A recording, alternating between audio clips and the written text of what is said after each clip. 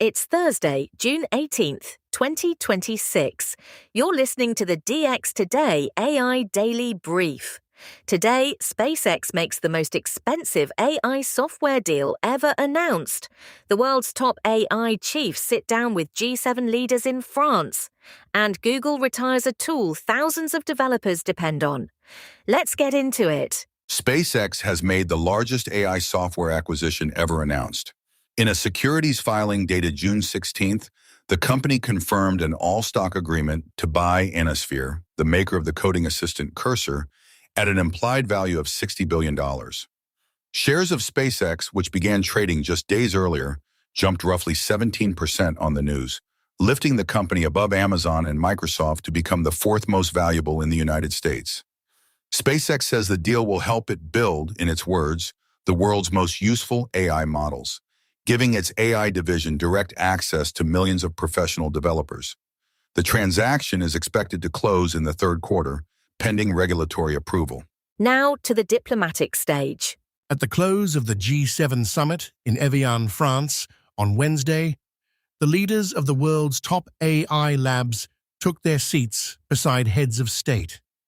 OpenAI's Sam Altman, Anthropic's Dario Amodei, and Google DeepMind's Demis Hassabis joined a working lunch on ensuring safe, rapid, and effective AI adoption.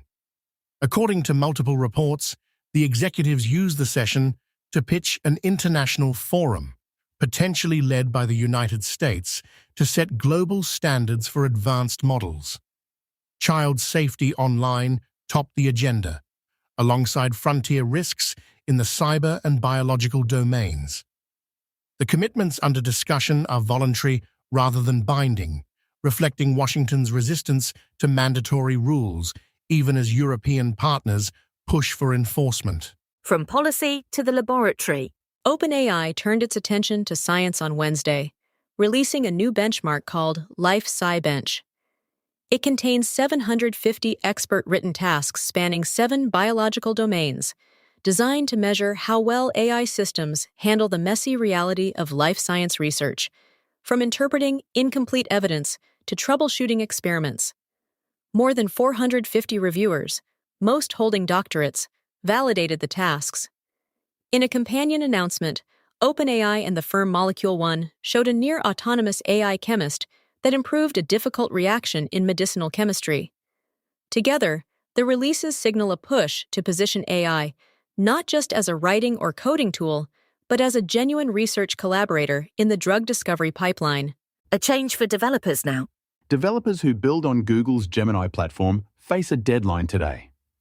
As of June 18th, Google's new anti-gravity command line tool officially replaces the older Gemini command line interface. Anyone who wired the Gemini tool into their automated workflows or deployment pipelines must migrate to keep things running. The anti-gravity tool first shipped at Google's developer conference in May and is built for the company's newer agentic model family. It's part of a broader consolidation as Google pushes developers away from ad hoc calls and toward a single integrated environment. The change lands alongside a wave of Gemini interface retirements, with more shutdown dates arriving later this month, so teams running older systems are being urged to test now. An AI standoff continues. Anthropic's most advanced models, Fable 5 and Mythos 5, remain offline around the world, 6 days after a United States Commerce Department export control order suspended access. The dispute spilled onto the world stage this week. At the G7, Canadian Prime Minister Carney pointed to the shutdown as evidence of the risk of over-reliance on a handful of AI providers and pressed for common international standards. The situation is unusual.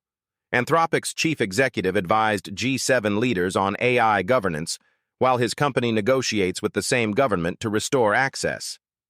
Anthropic maintains the order reflects a misunderstanding and says it is working to bring the models back as soon as possible. Its other models remain available. Trouble inside a tech giant. Inside Meta, the company's ambitions for superintelligence are colliding with low morale. Reporting this week describes engineers in Meta's months-old applied AI organization, a group of roughly 6,500 people, privately calling it the Gulag, frustrated that much of their work involves generating puzzles and coding problems to train AI agents. In response, Chief Executive Mark Zuckerberg circulated an internal memo acknowledging the company made mistakes in its AI restructuring and pledging no further company-wide layoffs this year. The tension cuts to a core question: whether Meta, which spent more than $14 billion last year to build its talent base, is truly pursuing frontier research or mostly running a data pipeline. Big money flows to France. France is emerging as the magnet for AI capital outside the United States. In the lead-up to the G7 summit, SoftBank founder Masayoshi Son committed roughly 45 billion euros to building AI data centers in France, after President Emmanuel Macron personally sought him out and asked him to set up operations there. It is the largest single-country AI infrastructure commitment by a non-European investor in the continent's history, and it exceeds the European Union's own sovereign chip investment plan. Combined with an earlier pledge from OpenAI, the deals position France as both the host of sovereign European AI and the top destination for foreign AI infrastructure money flowing into the region.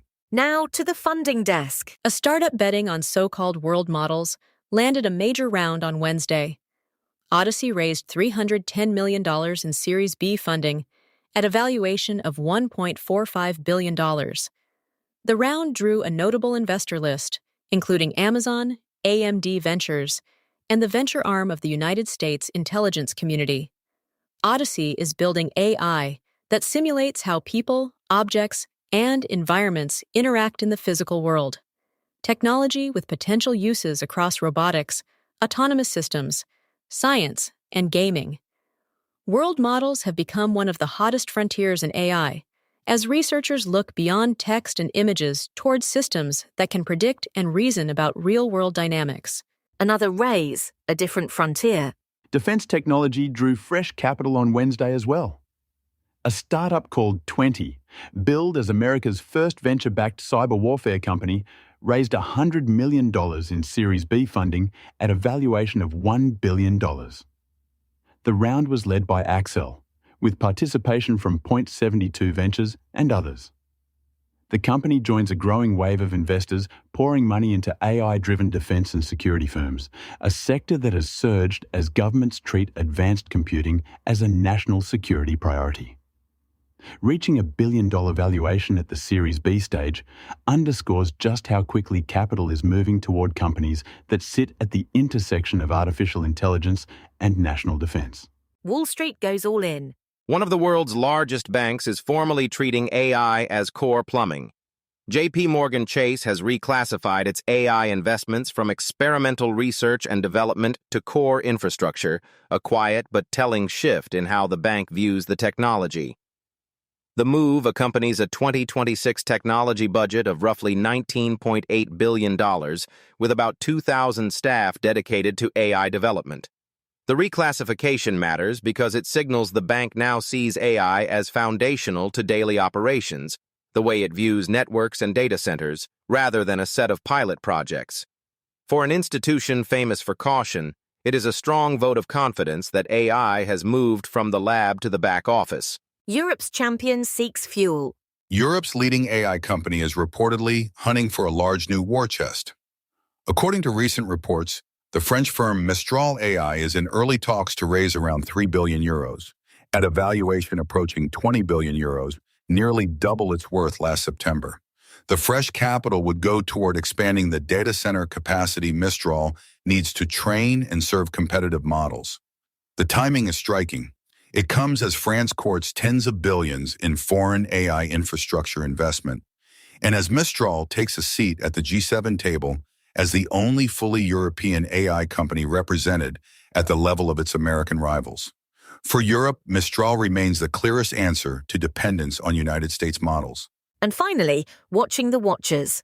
Closing out our funding roundup, the compliance technology firm Behavox raised $175 million in growth funding on Wednesday.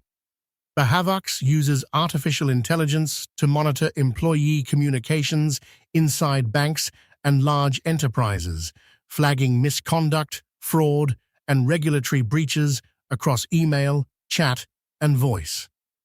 The investment reflects a quieter but fast-growing corner of the AI market, the use of machine learning to police corporate behavior at scale, as regulators demand ever closer oversight of what employees say and do.